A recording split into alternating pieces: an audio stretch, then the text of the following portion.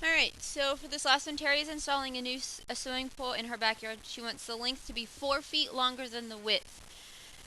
The area of the pool must be 192 square feet. So, the length will be 4 feet longer than the width. So what I'm going to do is I'm going to have the width just be x. Whatever it starts out as is x. And the length is going to be the width, which is x, plus 4 more units. It needs to be 4 feet longer. I could use w, and I could have w over here and w plus 4, but usually we write in terms of x, so I just made it x. Write an equation that could be used to find the length of the pool. Let w represent the width. I guess if I read through the rest of the problem, I know we should be using w. Alright, so we're looking for area. So area is length times width. So my area is 192 equals the length, which is w plus 4 times the width, which is w. Now, we'll stop there because there's my equation. Or you could go ahead and multiply this. Remember that this means multiply, so you could distribute this out to give you 192 equals w squared plus 4w. It says solve for w in the next one. So 192 equals w squared plus 4w.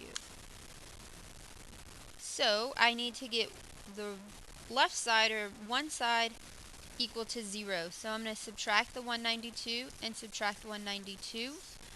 So w squared plus 4w minus 192. It doesn't matter if the equal sign to 0 is on the right or the left, it has the same effect. Now, 192, that's really hard for me to find the factors. So in order to find factors of 192, I'm just going to see what would divide. If you had a graphing calculator, you'd go to the y equals screen and 192 divided by x, and then you go second table. So when I do that,